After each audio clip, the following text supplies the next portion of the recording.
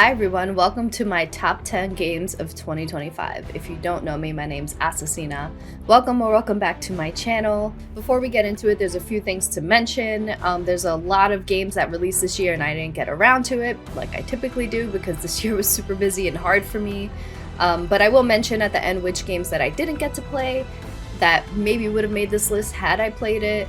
I'll also mention the games that I did play that didn't make the list. One day maybe I'll do like a revision video of all of my Game of the Year list to include the games that I didn't get to play that year, who knows. Another thing to note is this list is going to be very different from the discussion I have around the Game Awards because I don't just include games that fit within the nomination window. I include games that released basically from January 2025 to December 31st, 2025.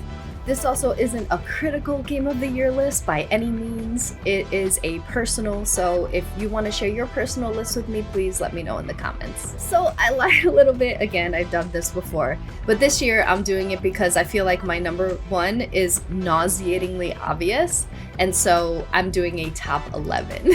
I just want to give all the other 10 games their flowers. So number 11 is Split Fiction. Joseph Fares got people's attention with his whole "fuck the Oscars" expression at Jeff Keighley's The Game Awards, but he actually kept everyone's attention with It Takes Two, a fun co-op game that won Game of the Year in 2021. Joseph Fares' game studio, Hazelight Studios, has already established themselves as a worthy developer for co-op games, including A Way Out, which didn't receive as many accolades as It Takes Two. I really enjoyed the previous Hazelight Studios game, so of course Split Fiction became one of my most anticipated games of 2025. Although I really did enjoy this game, overall it was my least favorite among Hazelight Studios games. There is a handful of gameplay set pieces in Split Fiction that dragged out, where the pacing felt slow and the co-op mechanics weren't fun enough to keep me engaged. I think this is because they threw a bunch of different random game mechanics and a handful of them felt pointless and not enjoyable. It felt like the developers who designed gameplay had a bunch of ideas and then decided to use every single idea just because. Truthfully, It Takes Two implemented a bunch of random ideas too, but somehow it felt more exciting and made more sense to the playful nature of the game that was about parents who were shrunk down into dolls, kind of like the movie Honey, I Shrunk the Kids. However, Split Fiction did have a significant amount of extremely fun mechanics. I especially loved how a lot of the boss fights felt like an easy version of Returnal with bullet hell. There were even shoot 'em up and side-scrolling mechanics. I also loved the motorcycle chase sections, the pigs with rainbow farts, and the teeth with googly eyes in a candy land. These levels were also full of fun Easter eggs, and coordinating with my partner was really neat. I think several gameplay set pieces could have been cut out and it would have overall been a stronger product. Although the gameplay could have used some tweaking to make it more enjoyable, I do feel like the story of Split Fiction was much stronger than the other previous Hazelight Studios games. The overarching story was a bit more bland. It's basically money-hungry people doing experiments on creative minds that are looking to publish stories. The two characters you play as are writers at risk of this invasive form of plagiarism, and thus they're put into a simulation of their own stories, one being fantasy and the other sci-fi. The payout of this experimentation was underwhelming, but I did find the character stories to provide some heartfelt moments. I'm not sure if it's because I was actively grieving the loss of my cat who passed away in the middle of playing this game, leading the sad moments to hit harder than they typically would, but in the grand scheme of things, the story and characters overall were just okay. If you want a fun chill time playing one of the few couch co-op games around, this is a good pick. I always appreciate that these games give a free game key to a friend so you can bring along anyone, even if they don't own the game. I still very much so look forward to more Hazelight Studios co-op games, but after Split Fiction, I hope they take a long break to keep the gameplay refreshing and cohesive and inspired. I think my number 10 might rustle a little bit of feathers because there was a lot of controversy around this game, although for some reason the past few years there's been controversy around literally every game. But my number 10, personally, is Metroid Prime 4 Beyond. It's been over 15 years since we had a new Metroid Prime game, so for longtime fans, like myself, Metroid Prime Beyond was a big deal. Fans were somewhat satiated in 2023 with the Metroid Prime Remastered, which was excellent. Unfortunately, like every other game this year, controversy got in its way of success. While I do think some of the controversy is a bit overblown, I do have a lot of criticisms of Metroid Prime 4, and I think it loses a bit of what makes Metroid Prime games so special. Let's start with the parts of the game that took away from the experience, which is hands down the desert area called Soul Valley. It's an open space in the middle of the different dungeons that you'll need to travel to. This is where you get to drive your cool motorcycle called the Viola. Don't get me wrong, Samus looks badass on this vehicle, and the game makes sure to give you those good old Akira angles. The desert itself is also beautiful, and you can see all of the dungeons you'll need to explore in the distance. However, my biggest issue with this area is that the main gameplay loop in all Metroid games is backtracking, and having to ride through this big empty desert just to clean up feels like a waste of time. Whereas in the other Metroid Prime games, the backtracking was overall more enjoyable because the dungeons were interconnected. I don't know why so many games that benefit from being more concise feel the need to shoehorn in open world elements that add little to no value to the game. I especially didn't enjoy collecting all of these green crystals littered around the desert. Let's just be blunt, Soul Valley is padding.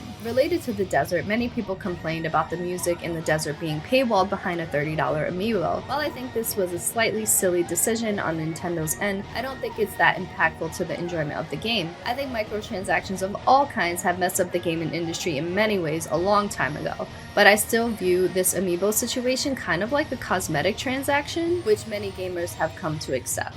The music does make exploring the desert slightly less dull, but the desert sections suck with or without the music. This amiibo offers basically a jukebox of songs that you've already heard in previous dungeons. Perhaps this microtransaction would have been less negatively received if the main song that played in the desert was much better than the current one, which is as plain and dry as the desert itself. Plus, nowadays you can generate amiibo scans on a device or a card for much cheaper without purchasing the actual amiibo. I actually really don't think this is a fair criticism of the game overall, but more so a criticism of Nintendo's annoying and money-hungry practices. Perhaps they're running out of ideas of how to justify an amiibo purchase. Now that we fully acknowledge that everything about the desert kind of sucks, let's get into the parts of the game that I did enjoy. The dungeons are where Metroid Prime 4 shines and where the game felt most like classic Metroid Prime. These sections have the satisfying gameplay loop of shooting your way through corridors and solving puzzles. As you explore, you face roadblocks that you'll eventually need to backtrack in good Metroid fashion form. Let's not pretend this gameplay loop isn't satisfying when an entire subgenre was partially created by this game, ergo Metroidvania. Backtracking is when things really started to be more enjoyable as you get to explore everything. Even the boring desert becomes more tolerable during cleanup as it has several shrines, upgrades, and optional bosses that you get to fight on the Viola bike. Earning 100% of items in Metroid Prime 4 felt satisfying, but the other completionist activities such as getting 100% of scans and green crystals were a bit more annoying to collect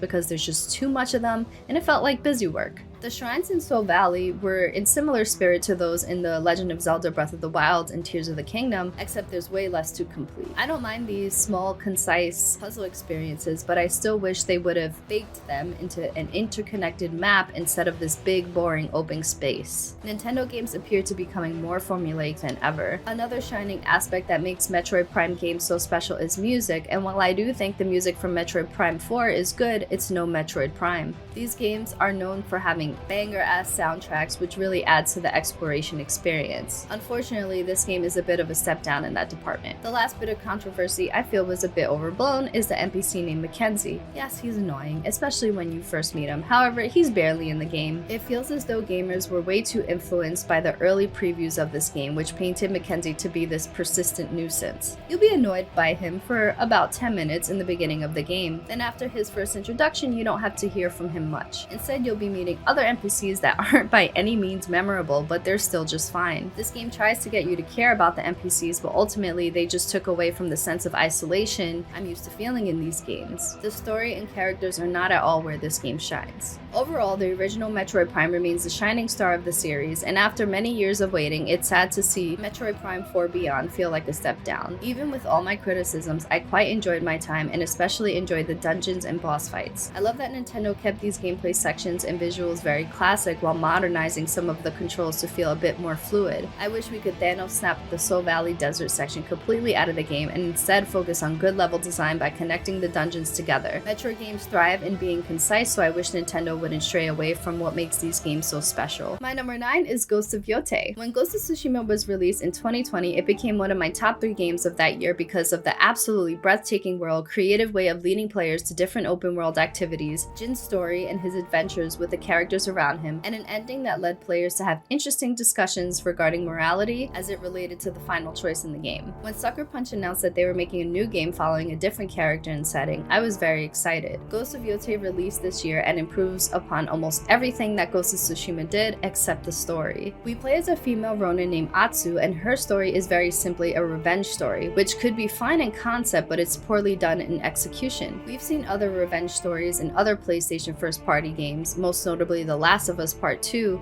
which executed that concept in a much more interesting way. From the very beginning of Ghost of Yotei, you learn what Atsu experienced that led her on this revenge quest, as the targets are identified early on. I really like that this game wasted no time in getting the player right into the battle with the first target. This quickly established Atsu as a badass Ronin who has strong resolve. However, that momentum dies quickly when you're introduced to these dual-sense mechanics that feel like forced immersion, such as painting, cooking, playing the samizen, and smithing mechanics. Thankfully, you can skip these mechanics because for me, they felt like a waste of time. I imagine, though, these features could be good for people who really want to slow down and immerse themselves in the samurai fantasy. To me, it just felt like forced additions after seeing the success of The Last of Us Part 2 when they implemented the guitar feature into the DualSense touchpad. One thing I really liked about Jin's story in Tsushima is the player choice involved through gameplay and ending choice. You either live up to Jin's grandfather's samurai code of honor, or do whatever it takes to help the people of Tsushima. I loved how the player could choose to fight enemies head-on as an honorable samurai, or use lethal tools and stealth like a Ronin. Being able to demonstrate morality through gameplay and eventually toward the story's ending was very cool. Even the side quests were a joy to experience and made the ending combat sequence more epic as a group of companions came together to help Jin. I think Jin's character being more conflicted added a lot more depth to the overall story. There is this one side story in Ghost of Tsushima around a character named Lady Masako that had a similar revenge theme to Atsu's, but that side story was overall more interesting than the entire story of Ghost of Yotei. Player choice and moral complexity are not as present in Ghost of Yotei because Atsu's mission is very clear and barely wavers. I also found the majority of the side quests to be bland because most quests were basically go here and fight this person or encampment. However, the more impactful side quests involved bears for some reason. I didn't find any of the companion quests to be memorable except for the wolf companion, and the only character I really enjoyed overall was Mad Goro. I really wish they would have done more to add depth to Atsu, her main targets, and the character companions. Like Tsushima, Ghost of Yotei is full of open world tasks that bloat the gameplay content. However, Yotei structures its open world in a way that feels more seamless. It felt like I was constantly guided by the wind, animals, and NPCs every step of the way. There were some moments where I needed to go to a waypoint marked by the cartographer or the bounty board, but most of the time I simply stumbled upon different side quests and activities. It's refreshing to have a game that guides you so efficiently that the cleanup for 100% was very minimal. For a while, I've grown fatigued by the Ubisoft checkmark styled open world games, but occasionally it can be comfort food. I would say Ghost of Yotei executes the checkmark open world style a lot better than most games with a similar style. What makes this kind of gameplay loop more tolerable in Yotei is the environment is absolutely gorgeous. This should be no surprise, as Ghost of Tsushima had some of the most beautiful environments in gaming period, and Yotei does the same but with higher graphical fidelity. I must have dedicated about 3 hours of screenshots because everything is so pretty. Exploring each section of Ezo felt like an opportunity to understand how the people's lives were impacted by the main antagonist, Lord Saito and the Yotei Six. Each section of Ezo is sort of ruled by one of the Yotei Six and has its own visual identity. For example, the Oni section is full of red and orange trees, and the Kitsune section is covered in snow. All of the NPCs Atsu encounters in each section of the map have been impacted by that specific member of the Yotei Six and their henchmen. Another standout in Yotei is combat. I love starting fights with anyone I could because the combat is so damn fluid and has a lot of depth. You have different weapons in your arsenal, and each weapon has different effectiveness depending on the weapon type you're against, so you're consistently changing weapons. There's also a lot of tools like explosive bombs, blind bombs, guns, and kunai. You can add fire to your weapon, and bows have different elemental attachments. You can even use your horse to bash through a group of enemies or summon your wolf companion to fight by your side. There are so many satisfying ways to approach combat, and the kill animations are very cool. Ghost of Yotei is an example of a game that has good and fun combat without feeling the need to be challenging. The music in Ghost of Yotei is pretty good, but not nearly as good as Tsushima. What I did enjoy is the newly added Watanabe mode, which makes playing Yotei feel like a Samurai Champloo game because it adds the lo-fi type music like in Samurai Champloo from Nujabes. This mode also made the open world exploration more enjoyable. If it's not your thing though, Kurosawa mode is back, and there's another new mode called Takashi Miike that tightens the camera and adds more gore. Ghost Ghost of Yotei improved upon almost everything Ghost of Tsushima established with tighter combat, more seamless open world exploration, and enhanced visual fidelity. Unfortunately, I didn't enjoy Ghost of Yotei as much because it lacked what made Tsushima special, as Ghost of Yotei's story is bland, characters are not very memorable, music isn't as impactful, and the side quests lack substance. It's overall a good game, but not a standout like I hoped. Number 8 is the first Berserker Kazan. I've been fatigued by all of the Souls-like games coming out on a regular basis, and barely any of them come close to being as good as the Pioneer From Software games. Lies of P was the first to come close, as it had enough in its combat style to distinguish itself. Due to this, I was initially hesitant to play yet another one, but I still gave in and played the first Berserker Kazan. This game adds its own flair of unique sweaty combat to the Souls-like formula. It adds a lot of quality of life systems that these type of games typically don't offer, while simultaneously being too archaic in other ways. The story and lore aren't very interesting, and the environments are bare bone. Kazan is a game that you play for sweaty combat and sweaty combat only.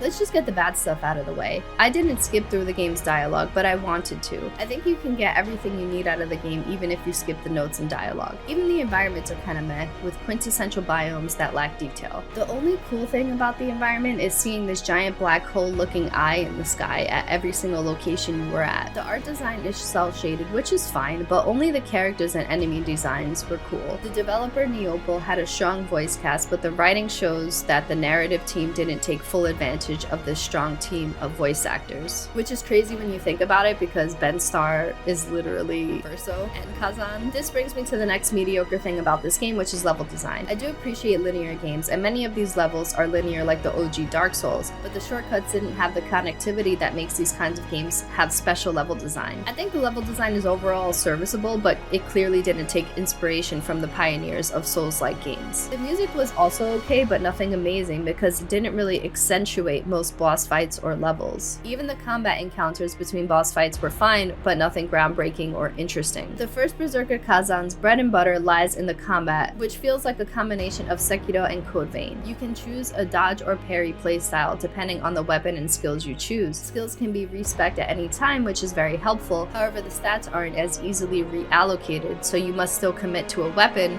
which doesn't really bother me because it encourages weapon mastery over experimentation. Most bosses have shields, so the goal is to whittle those down before you can get in good damage. Then you can combo chain different abilities to maximize damage. Using different combo abilities is extremely satisfying. I enjoy depleting the enemy's stamina by using the 3 different parry systems: Brink Guard, Reflection, and Counterattack. Yep, this game has 3 different parry systems, all with unique timing, and this feature in and of itself makes the combat to have a bit more of a learning curve even for Souls veterans. For example, Brink Guard requires perfect timing upon being attacked, so right as the enemy is about to hit you, you do your parry. But Reflection's a little different. It's more of like a mirror to the enemy attack, so you basically want to start pressing the button as the enemy is about to attack you, not when you're about to get hit. This is a high risk, high reward mechanic, as it guzzles a large chunk of the enemy's stamina bar if you're successful, but the timing takes a lot of practice, and if you miss, you take significant damage. This combat is very satisfying once mastery is gained over the different parries, proper dodge timing,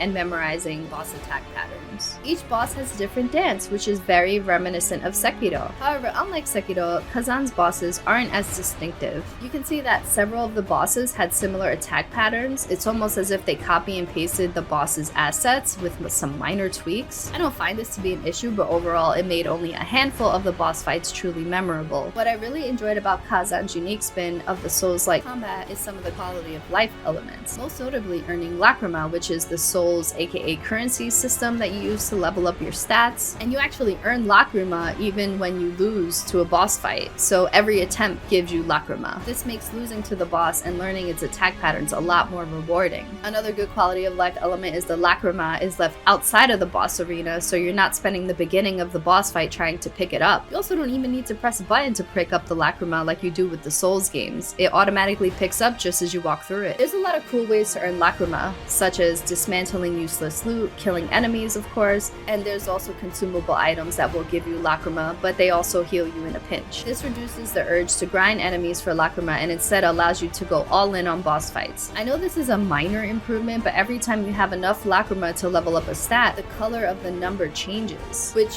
for me reduces the number of times I'm opening up a menu when dismantling items to see if I have enough to level up. The lacrima/souls system is managed better than any Souls game I've played, period. I know I mentioned this before, but being able to switch skills at any time is also a nice quality of life feature because it allows the players to try different strategies to succeed. For example, I would pour all points into reflection during boss fights, but when going through the levels and fighting regular enemies, I reallocated those points into the javelin to more easily thin out mobs from a distance or deal with archers more easily. It's also really cool that this game has a bestiary, which I think every game should have. However, I didn't like how you needed to do specific combat challenges to specific enemies in the bestiary in order to unlock crafting items. Although there are some great features that I would have liked to see implemented in future Souls-like games, it's wild to me that after having decades of Soul games to gain inspiration from, Neopal didn't realize that having to fast travel to the hub to then fast travel elsewhere is unnecessarily cumbersome and archaic. I wish we could just fast travel to anywhere from anywhere. For all of the good quality of life elements it has, it failed here.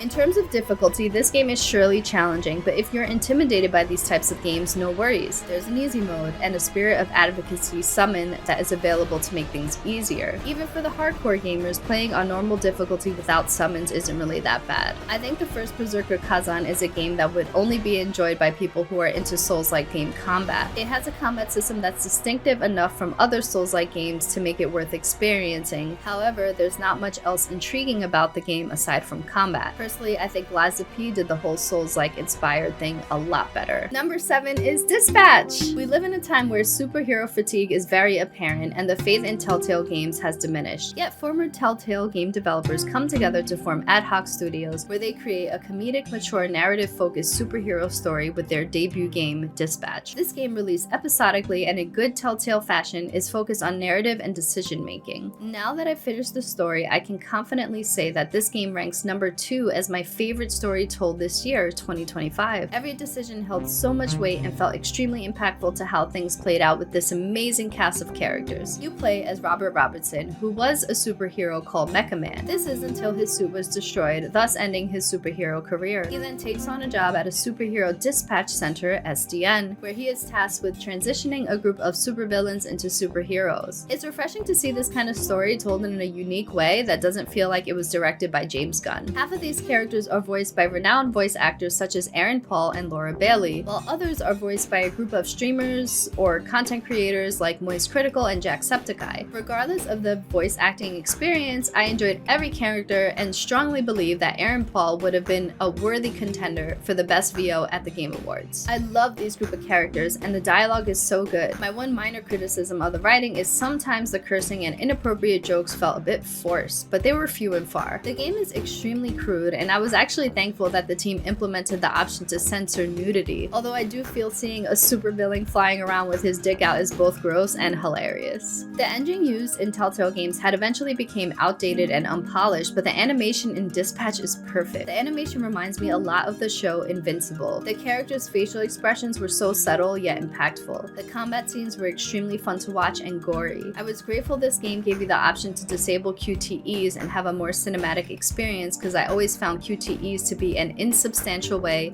to force immersion. The only other gameplay involved in Dispatch is the dispatching sequences, which I ironically found to be the least enjoyable part of the game. During dispatch sections, you essentially choose which heroes to send off on a mission depending on their stats and powers. There's no combat, only strategy. The best part of dispatching is hearing the characters banter with one another, and the development team creatively added some weight to these sections based on what was happening in the game. Even though these sections have some funny moments, I would have enjoyed this game a lot more if these sections were eliminated. There's also hacking mini-games that didn't add much to the game except anxiety. However, the game was already anxiety-provoking in the decision-making sections because you have such a short amount of time to read and process the options. I'm not gonna lie, I used the pause button way too many times to contemplate before making a choice. I really enjoyed Dispatch, and it's nice to see a Telltale-type game improve in narrative and animation. It's also refreshing to see a superhero comedy done right. The characters on the Z team are all super memorable, and I have grown to love love them. After beating the game, I'm very inclined to replay and see how other decisions play out. If I'm to compare this to other Telltale games, I would say that Dispatch is probably one of my favorites, next to The Walking Dead Season 1 and Tales from the Borderlands. Number 6 is Arc Raiders. During the holiday season, I sunk my teeth into a popular multiplayer game, Arc Raiders. The only other games that I've played in the past that had extraction shooter type elements were the Division games, and even those games aren't full-on extraction shooters. As a rookie in this genre, I thought Arc Raiders did an amazing job of gradually accommodating me to this gameplay style. I wouldn't be surprised if hindsight 2026 pushes this game higher on my list.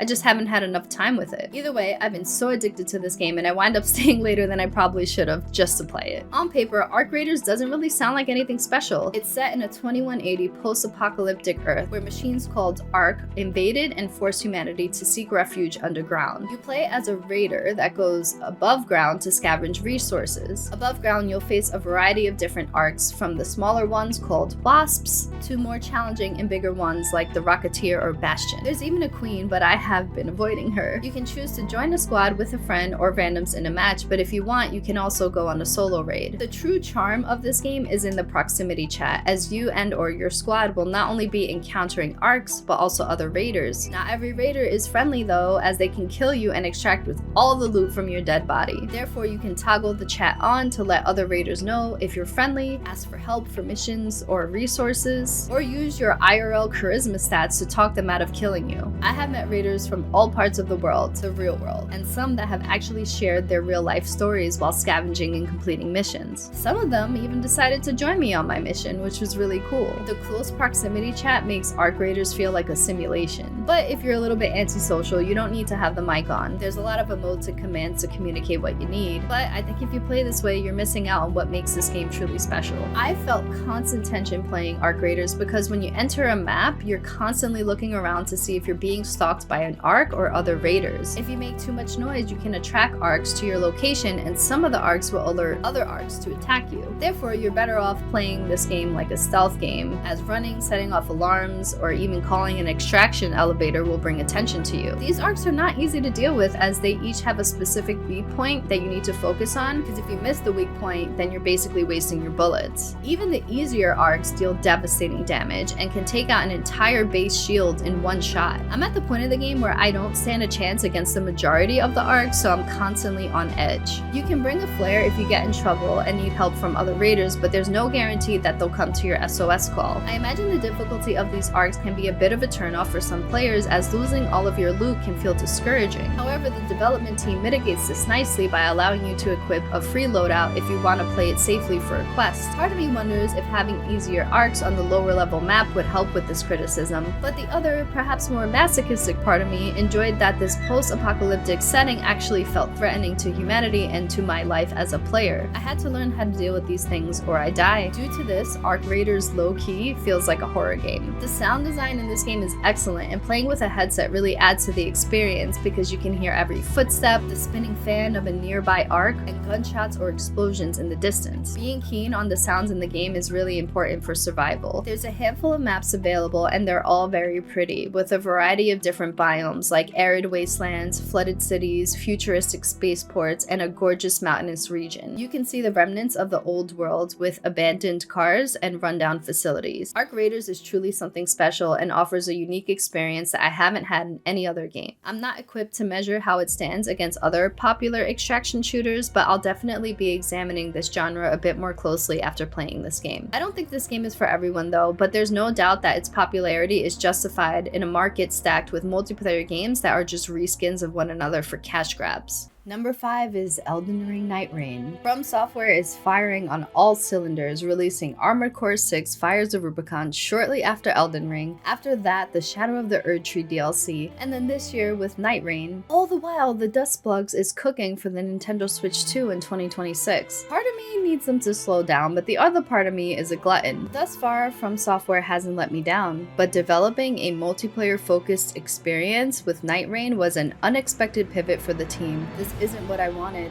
The game blends elements from multiplayer roguelike games and battle royales like Apex Legends, where up to 3 players called Nightfarers team up to make their way through Limveld, which is a parallel location to Limgrave. The team then speedruns through enemies and bosses for 3 days until they're able to take on the final Night Lord boss. As each day passes, a ring of fire closes in and then forces players to navigate into an increasingly smaller area before the day is over. There's up to 8 Night Lords to take down with different weaknesses to exploit and 8 Nightfarers to choose from with distinctive playstyles. The game is everything that Elden Ring is not, as the players won't have time to take in the beautiful vistas, analyze deep lore, or contemplate a suitable build. The players need to speed run their way through caves, evergels, camps, and ruins before the night closes in. It's a rush to level up, get stronger items, and upgrade healing flasks as quickly as possible. This is so that the team is well equipped to take down the Night Lord. Therefore, I cannot recommend this game to those who have not beaten Elden Ring, and certainly not for those who are new to Souls-like games. Night Rain demands for players to quickly know what items and weapons are worth picking up, which requires knowledge of their uses and scaling from playing Elden Ring or from doing extensive research at the Round Table Hold hub area, or perhaps Fextra Life. Speaking from the perspective as an Elden Ring fan who has 100%ed the main game and the DLC, I think Night Rain's pretty fun. After I got over the initial anxiety of having to reacquaint myself with the controls and adapt to the fast-paced nature of the game, I was having a blast. I really enjoyed taking down bosses with other players and synchronizing special attacks, especially when the team was competent. Even if you wind up with a bad team of players that refuse to stick together or that they constantly need to be revived, the game still rewards the player for an incomplete run because they give you gems that can provide permanent effects to your Nightfarer. I played almost the entire game with the Nightfarer called the Wilder because that was the character that mirrored my playstyle in Elden Ring the most, which was dominantly a quality build so that I could experiment with different armaments. Once I beat Night Rain, I started experimenting with other Nightfarers, and this is when the game became extremely addictive. It was so fun to see how each Nightfarer played, and an amazing opportunity to experiment with different builds without having to respec, play New Game Plus, or start an entirely new playthrough.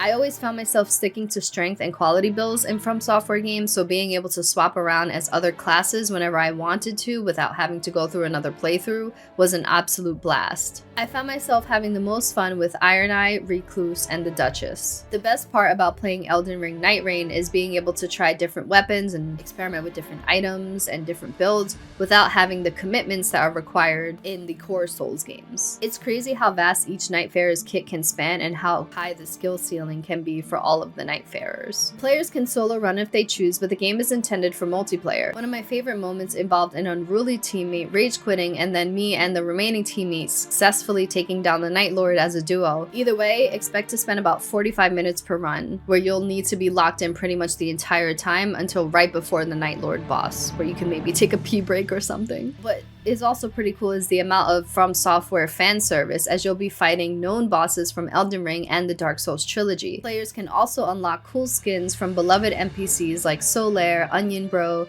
Artorias, and more. I usually love lore diving in From Software games, but Night Ring doesn't have much to digest unless you complete each character's remembrances, which offers different documents and alternative endings. If you didn't do the remembrances, then the lore just feels tailored in service to justify this multiplayer space. I think you get more out of this game if you do the remembrances and experiment with different characters, because that's where the fun really starts. But if you're just completing the 8 main Night Lords, it takes about 15 hours. I still haven't digested how Dark Souls enemies fit into the lore, but I'm guessing it has something to do with the Shattering event, and perhaps only Patches knows how to traverse each universe. I would have been perfectly fine if Night Rain was never developed, and even after platinuming it, I still very much so prefer the single-player focused products that From Software has perfected. However, I can appreciate that the developers don't just rest on their laurels and are willing to use their well-earned resources to experiment with different gameplay styles. With that said, Night Rain does feel like it chased a trend, whereas From Software are typically trendsetters, so this does feel like a bit of a creative backstep in some ways. Thankfully, this chasing of a trend had a backbone of an extremely successful gameplay loop that worked very well and wound up being a lot of fun. I haven't played the DLC yet, but there's new Nightfarers maps and Night Lords to take on. Number 4, I think, is going to be a surprise to a lot of people because this game is extremely underrated, and that is Chronos: The New Dawn. Blooper Team has been known for creating horror games, many I consider to be mid-tier until their success with the Silent Hill 2 remake. When I saw the team's new IP, Chronos: The New Dawn, I had hoped it would continue the upward trajectory that Blooper Team has been experiencing. After finishing Chronos, it is very clear to me that the developers are improving. However, I do have a handful of significant criticisms about the game. When I first saw the trailers for Chronos, I honestly thought this was going to be a Dead Space spiritual successor. While it does have some minor inspiration from Dead Space, it actually has a unique identity. Chronos is only like Dead Space in superficial ways such as stomping on enemies, the tight camera perspective, and the character armor appearance. The combat functions are very different and very good. It's a horror game with third-person action, and the player is given a variety of guns, including a pistol, shotgun, carbine, and mini rocket launcher. Many of the guns are most effective when charged up as they deal more damage and sometimes even shoot through enemies, allowing you to hit multiple enemies with one bullet. There are also flamethrowers and explosive bombs that are really fun to use. I appreciate that the arsenal is simple but fun. What made the combat stand out for me is the function of the infected merging together, which I'll explain a bit more. Many horror games have the feature where an infected enemy will be seemingly dead, and the player will have to attack it to make sure it's dead. Otherwise, the player might be in for a surprise when the enemy starts standing up and attacking. In Chronos, you'll eventually unlock a gun attachment that has a light which shows you the status of an enemy's health: green for alive, orange for damaged, red for almost dead, and no light for fully dead enemies. This attachment makes dealing with this kind of trope easier, right? While it is very helpful, being in a room with a bunch of dead bodies in Chronos specifically does not mean you're safe, because if one infected is alive, it can merge with the dead bodies and become a stronger enemy with more armor. The only way to avoid this kind of merging is to quickly take out the active enemy or to burn the dead bodies in the area. However, fire isn't readily available, as only 2 items and 1 gun with extremely limited ammo can burn enemies. The enemy merging function is a really unique feature that made the combat a lot of fun. This brings me to my biggest criticism of the game, which is the survival aspect. In survival horror games, I expect the pressure to conserve ammo, but Chronos' inventory management must be the worst system I've ever experienced in these types of games. The inventory of items, ammo, and tools that you can carry is almost too limited, and that's considering I prioritize expanding my inventory at any opportunity possible. This extremely limited inventory led to frequent backtracking to pick up items I didn't have space for, or reloading a save just so I can take less with me so that I had enough space to pick up more things. I don't mind limited inventory in a survival horror game, I mean that's the point, but my problem is that everything was considered inventory when some things could have been part of the suit maybe. For example, there's a flamethrower torch that is a single-use item available for free at every save station. Instead of taking an inventory slot, it would have been nice if it was part of the suit and you replenish it at save stations. There's also a set of bolt cutters that you need to carry throughout the entire game, and that takes up another inventory slot. And normally I wouldn't mind this if the bolt cutters were needed for a specific section of the game, like in Resident Evil, but in Chronos you always needed them. The inventory management felt like forced survival elements that only frustrated me instead of making me feel tension. I eventually figured out how to navigate it, but being successful in managing my inventory also meant not experimenting with other weapons as much as I wanted to. I typically enjoy backtracking in horror games, especially if it's an open space I'm free to explore without being locked out of certain areas. In most sections, Chronos succeeded in this type of exploration that I like, but not having a map took away from me enjoying backtracking fully. If the different locations were more contained, not having a map would be justified, but the areas are pretty big. Chronos is just a few tweaks away from being extremely enjoyable to explore. Even without the tweaks though, the environment is really unsettling and spooky. I really enjoyed the earlier areas that were apartments with Christmas trees and snow around because the game took place around Christmas. In the apartments, you get a good sense of how people were impacted at the start of the infection through notes and environmental storytelling. However, my absolute favorite area was the Abbot, where there's a church, a graveyard, a courtyard, and catacombs, and they were designed in a really unsettling way. It was really interesting to read about how religion played into this infection. Overall, the environmental storytelling was excellent, but unfortunately the overall story and ending weren't as interesting. You basically play as a character called the Traveler, who works for an organization known as the Collective,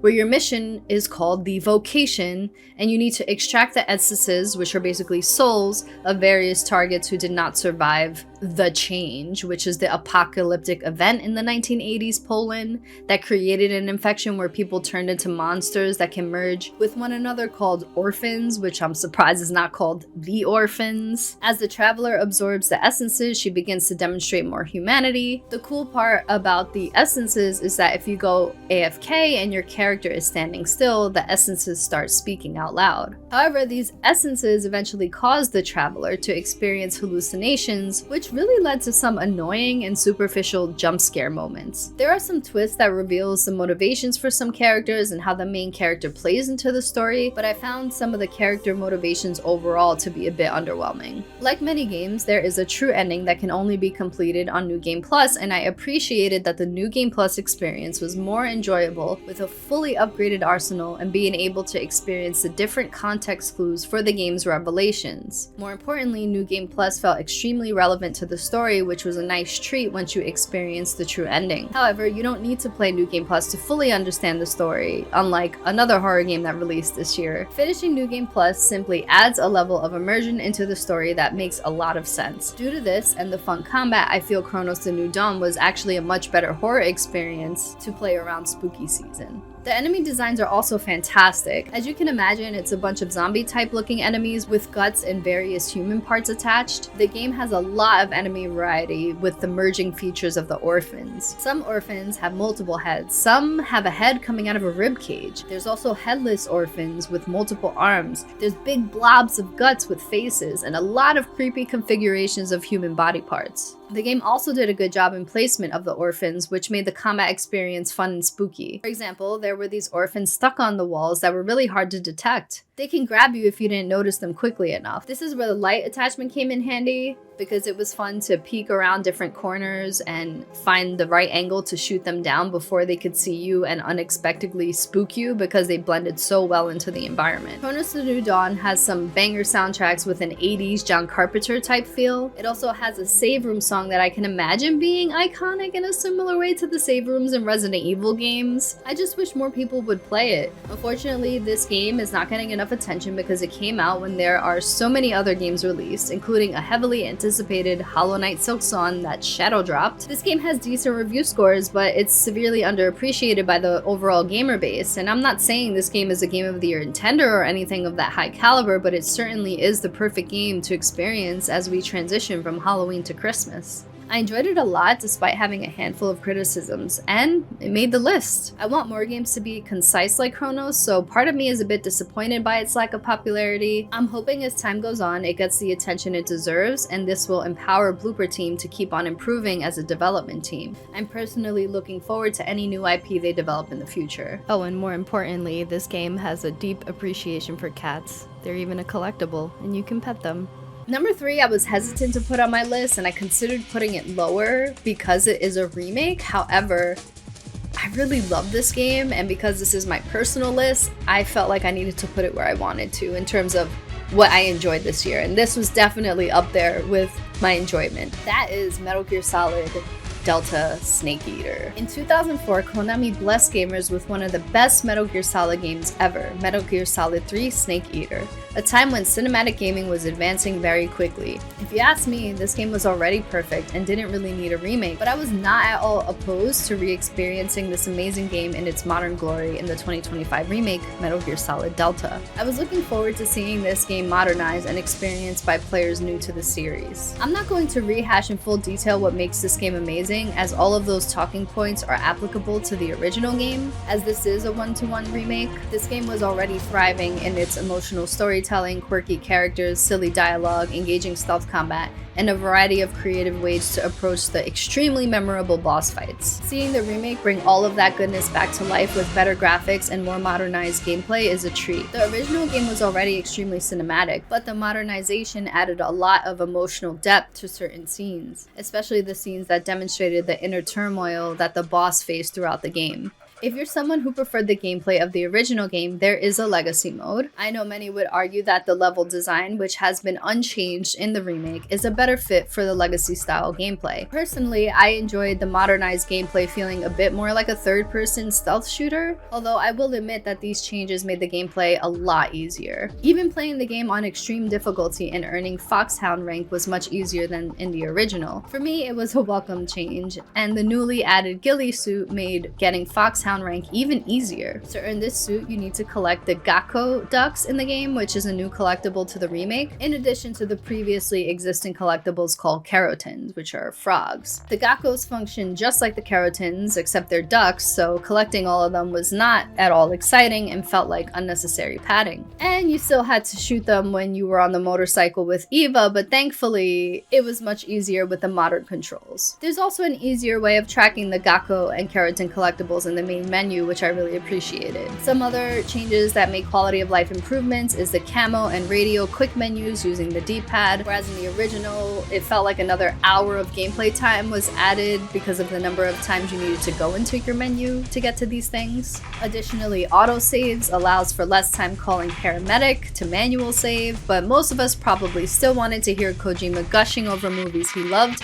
through this character. These quality of life elements just made an already amazing game that much better. Last thing I'll mention is that this remake resurrects the silly Ape Escape crossover mode, Snake vs. Monkey, that was previously only available on the PS2 version of Snake Eater and Subsistence. There's also a cool Easter egg that brings back and remakes a classic minigame. Overall, Metal Gear Solid Delta Snake Eater is an amazing remake. I'm glad they didn't go in the direction of reimagining the game like Final Fantasy VII did with the Square Enix's remakes. I actually think Konami made a smart move in making this a one-to-one remake. However, I do think if Konami remakes Metal Gear Solid or Metal Gear Solid 2, those games may benefit from some level of reimagining in both gameplay structure and level design, due to those games being much older with more antiquated controls. Don't get me wrong, those games are great, especially Metal Gear Solid 2, and the series has been constantly evolving. And in some ways, leaving those games alone or doing a one-to-one remake like Capcom did with Resident Evil would be completely valid. In fact, some of the most charming parts of those games come from being part of an older generation of hardware. However, to reach a modern audience, I think changing the structure in some ways would be beneficial. Plus, I selfishly want to see Fat Man skating around in 4K. Number 2 is Death Stranding 2 on the beach. When Death Stranding released in 2019, the fan reception was divided, as some players loved it and other players couldn't get into it. Despite your opinion, there was no denying that this game was on full Kojima weird mode and had some amazing graphics using the Decima engine and a very cinematic story. However, it was criticized for being an unwieldy delivery walking simulator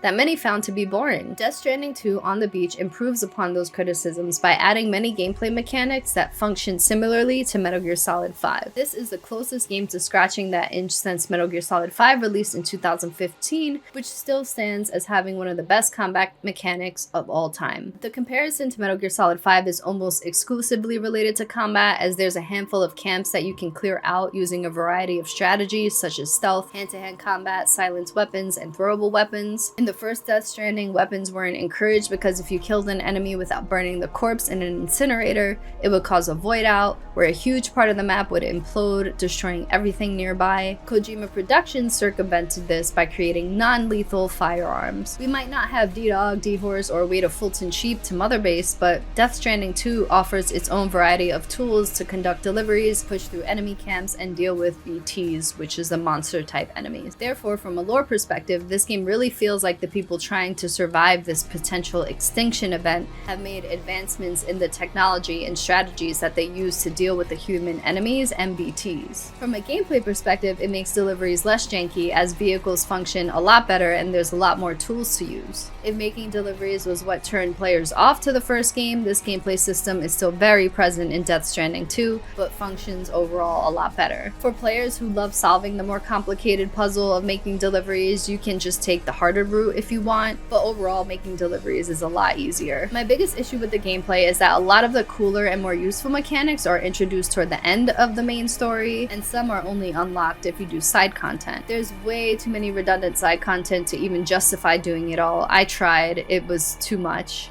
because the majority of them are just deliveries. I really wish they would have implemented more of these tools on the main path, as many players won't even get to experience the extremely fun and useful coffin board, or the fact that you can catch and summon BTs like they're Pokemon. The Decima engine is so impressive, as some of these characters look extremely realistic and the environments are gorgeous. I love seeing the weather effects and how the sky changes color if you're around BTs. I was especially enamored with the quakes and avalanches. There are some breathtaking constellations, giant moons, and nebulas to admire. Plus, in good Kojima fashion, music strategically plays as the camera pans out to show you the vistas at specific parts of the main journey. You can also create a playlist of the songs you like, which is cool. Some of the music I really like and others I don't like at all. The story is also as wacky as you would expect, with quirky characters and deep lore. Thankfully, Death Stranding 2 follows suit of Final Fantasy XVI with active time lore, which helps a lot considering I hadn't played Death Stranding since it released. This game goes deeper into the relationships between the main characters Sam Porter Bridges and Lou, which eventually reveals more about BBs, BTs, and the extinction event Death Stranding. This time around, Death Stranding 2 tugs at the heartstrings. However, there's not as much mystery like there was in the first game because the story is more straightforward since the lore is already established and the main focus is on the characters. I also found a lot of the twists and reveals to be predictable, but the execution is done well. There's also a ton of on-the-nose references to the Metal Gear Solid series. Overall, I enjoyed the story when the main cutscenes played out, but everything else in between was very much so another ongoing quest to complete deliveries in order to connect to different parts of the map of the chiral network, this time extending into Mexico and Australia. Due to this, a lot of the plot points fell a bit flat, feeling like the purpose of specific events was simply to prompt the player into completing deliveries with more restrictions or harsh conditions. My favorite parts of the story involved a new character named Nirvana, whose role was a lot more crucial in the story than I imagined. I found him to be an amazing addition to the story and in some ways more interesting and heart-wrenching than what Sam Porter Bridges is experiencing. Overall, the story is pretty good and there's Kojima weirdness all over. If you love the first Death Stranding, then I have no doubt that you will love this game, as Death Stranding 2 on the beach is more of the same but with more improvements, more quality of life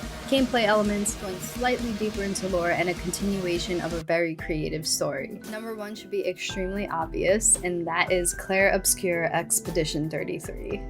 The game that swept the Game Awards. I love it when a game doesn't make it to my top 10 most anticipated games of a year and yet still manages to make its way to my favorite experience of that year. Clair Obscur Expedition 33 is that game for 2025. I had already been fatigued from playing turn-based RPGs after finishing Metaphor ReFantasio and Fantasia Neo Dimensions in the winter, so I didn't think I would play this just yet. I quickly changed my mind after hearing about the high-quality visual and art design, distinct and innovative turn-based combat, high-caliber voice acting, and impactful story. It's no surprise that this game swept at the Game Awards. This is a game that is among the very few and far examples of a breath of fresh air, initially releasing for only $50 among games that are trying to push $80 with no real innovation or justification. There are no predatory practices like microtransactions, and everything you unlock in the game is earned by playing the game. More importantly, this is a JRPG-inspired game that doesn't require 100+ hours of repetitive gameplay, didn't require any grinding, and didn't include padding with boring fetch quests. This is a concise and fulfilling experience. This game checked every box that a high-quality AAA game should check, yet this is kind of an indie team. I don't know, we need to talk about what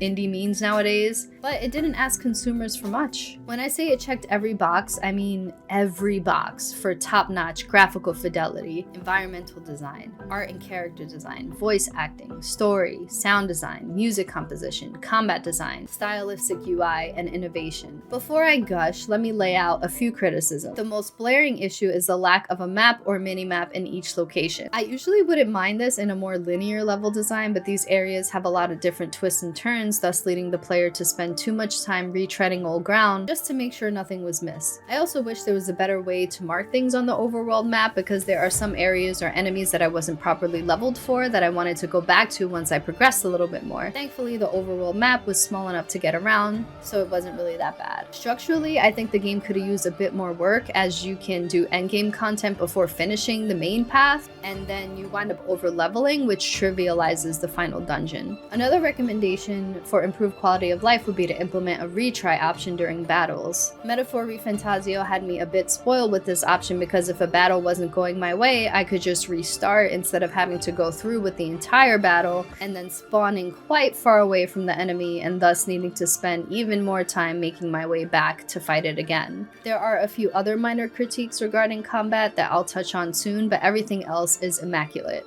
When you first start the game, the music immediately floods you with emotion and goosebumps. There were so many moments I would tear up as a song would swell, either at the start screen or during the game. While I did overall love the music in Expedition 33, I feel like the opera-like singing was a bit much at times, and I think the overworld could have benefited from music that's a bit more ambient. However, the different songs you hear throughout the game are so distinct and good. The music score is honestly one of the best, up there among The Legend of Zelda, Final Fantasy, and Nier series. I will definitely be looking out for an Expedition 33 orchestra. Now that we've moved past the immediate emotion elicited from music at the start screen, let's discuss the first hour of the game. The player is introduced to the high stakes of this world as we're in a very French-inspired place called Lumiere. Every year, a giant golden number is written on a giant monolith across the ocean where a giant lady named the Paintress sits and waits to essentially Thanos snap everyone who's in the age of the number written on the monolith out of existence. This process is called the gommage, and during the timeline of this game, we immediately experience the gommage of everyone at age 33. This means the oldest person in Lumiere is age 32, which lays out a lot of interesting philosophy about loss, connection, parenting, purpose, and how a world with this kind of annual event functions. Naturally, the people of this world set up missions called expeditions where they leave Lumiere to stop the patrons from the annual gommaging. The dialogue and voice acting in Expedition 33 is so incredible that they managed to have the player quickly connected to new characters introduced within the first hour of the game, which led to immediate tears when the 33 gommage occurred. I personally haven't experienced a game since The Last of Us in 2013 that elicited such an effective hook and a strong emotional impact so shortly into the game. This high caliber of storytelling and voice acting isn't limited to the first hour, but there's so many unexpected twists and turns throughout the game as the mystery of the world and characters unfold. There are a few things that I found to be somewhat predictable as there's a lot of hints throughout. However, the bigger picture is one I completely did not expect. Throughout the game, there's optional dialogue in the camp with companions, and some of these conversations were among my favorite elements in the entire game. It feels as though every conversation reveals a little bit more about the world and characters. There isn't a single piece of dialogue that's boring, and the breadcrumbs of information given reminded me of the intrigue that I experienced during the dialogue in the Mass Effect trilogy. Even the data logs were superbly voice acted and provided interesting information about previous expeditions. I love it when collectibles feel sufficiently relevant to the world. The storytelling in Expedition 33 is so layered and thoughtful, where even a character that has a total of 10 minutes on screen has so much depth and significance. From an artistic perspective, Expedition 33 is breathtaking with these painting-like vistas and gorgeous lighting effects, adding even more to set the tone alongside the amazing music. The environments varied so well,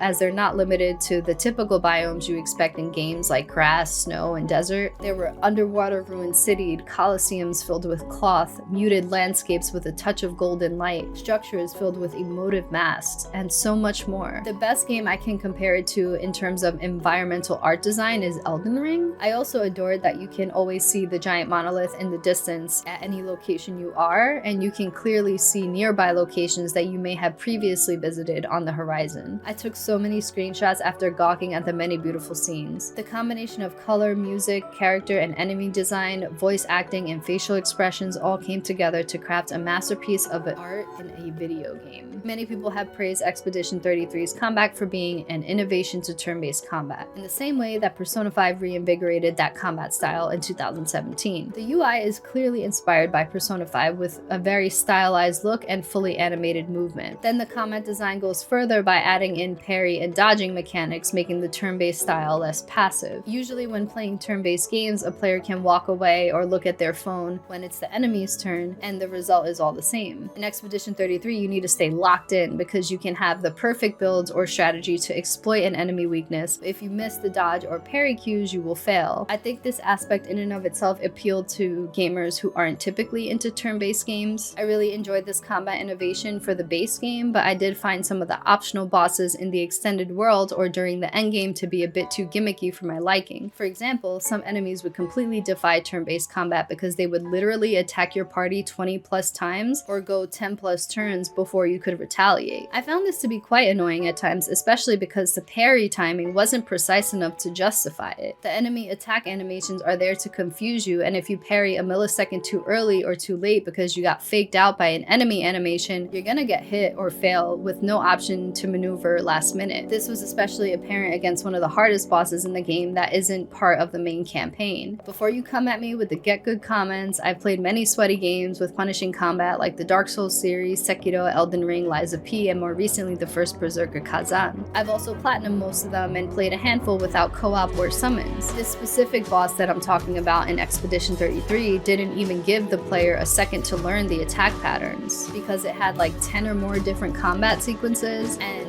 each attack was a one-shot kill. Then when you finally make some progress and learn the attack patterns, there's an automatic team wipe, which makes sense from a lore perspective but is infuriating from a combat perspective. This led many players to succumb to the one-shot cheese strategy or spending hours learning these attack patterns. On one hand, this demonstrated just how OP a particular character can be when you properly organize your character's luminas and support abilities. On the other hand, it demonstrated just how corny the boss design is. If this boss didn't have one-shot kills and an automatic team wipe, it would have allowed the player more space to learn the attack patterns without dedicating hours figuring it out or succumbing to the one-shot kill strategy. All of this is to say that I really enjoyed the combat and feel it innovated on turn-based combat in a good way, but during the optional and endgame bosses, the flaws in the combat became more apparent. There is one more criticism in terms of combat UI that made the parry and dodge mechanics less enjoyable than I hoped. Sometimes the enemy animations would be difficult to read because of the camera angle during the attacks. This was especially apparent if I had Minoko in my party, where he would completely cover the screen. I think the game wanted the player to rely on sound cues, but I don't think relying on that alone is sufficient for every gamer. While I appreciate and enjoy Sandfall's innovation on turn-based combat, I do not want every turn-based game to adopt this combat philosophy. Overall, Clear Obscure Expedition 33 is a game of the generation quality game, innovating on turn-based combat, art design, music composition, and storytelling in an amazing way. It's one of the few games that can leave players discussing morality and theory for years. After platinuming the game, I'm still processing the experience and analyzing different aspects of this game. It's the kind of game that you want to play again just to see how the developers foreshadowed or hinted at specific events, or just simply to get a deeper understanding of things. Oftentimes, when I roll credits in a game with amazing characters, I tear up because I'm going to miss my first experience with that adventure and my time with those characters. Expedition 33 cemented that feeling in a harder way than any game ever. This is a game that's going to be talked about for a long time and is likely going to be one of the best games of this generation. So that's my top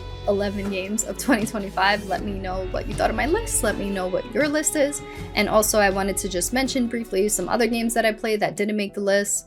So one was Doom: The Dark Ages. I loved the new parry mechanics, but the open world severely took away from the enjoyment. I don't think Doom games need to be open world. It felt like a collectathon.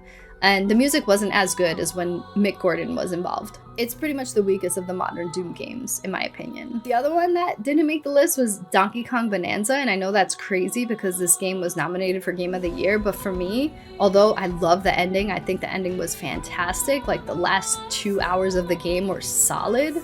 I thought the overall game wasn't really for me. It was a little bit too easy. I mean, punching things was really fun, but it's a game designed for kids, and it really felt like it because it was like too rewarding. The other one was Monster Hunter Wilds. I mean, it's just more Monster Hunter. I enjoyed it, but I've played these games before. The other game that didn't make it, which I think might bother some people, is Silent Hill F. I just wasn't into it. It was a huge disappointment because I was extremely looking forward to this game, but the combat was horrible, and the story was padded because you needed to play the game 3+ times to just understand what's going on. And I did eventually look it up on YouTube, and once I got to know the full story, I actually really liked the story, which is a shame. I just wish that the first ending would have been at least more conclusive. I just think asking someone to play a game more than 3 times just to understand the story is a tall ask, and it's not even like the gameplay was good enough to justify it. I will say though, I really did like Ebisugaoka and exploring that. It was very creepy, very good, great environments. But once we got to the overworld, which was that like shrine area, it was very boring. Okay, the next game is Mario Kart World. I think Mario Kart 8 is better. I don't think the open world added anything to this game. I don't think this is a system seller, so yeah. And the last game is Lego Voyagers. I mean, it's a game you play in an hour. You can platinum it in an hour.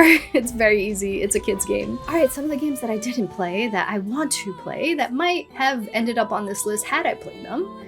Kingdom Come Deliverance, Blueprints, Hollow Knight Silksong. Y'all, I'm almost done with Hollow Knight. It's incredible. It's probably gonna be one of my favorite games ever. Not number one, but like up there. The Outer Worlds 2, Ninja Gaiden 4, Borderlands 4, Wu-Chang Fallen Feathers maybe, and the Oblivion Remastered. I mean, that probably wouldn't have made this list because it's just a remaster, not a remake like Metal Gear Solid Delta, but I still want to play that because I never actually got to play Oblivion. So yeah, that's it. Let me know what you guys think. I'm also gonna do 2 more videos that are gonna be coming out soon. One is gonna be me reacting and criticizing my most anticipated games of 2025, basically like showing what games shouldn't have been there and what games weren't there that should have been there, and just like critiquing it. It's just like a fun thing I like to do.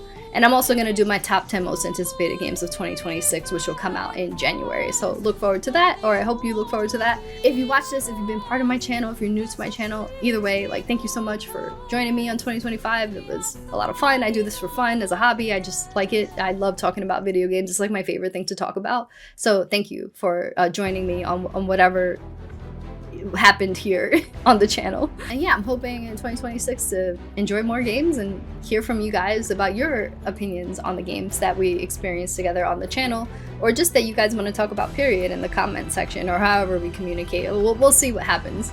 But yeah, hopefully things get better next year, although I'm very cynical and negative right now. But anyway, thank you guys so much for watching. Bye!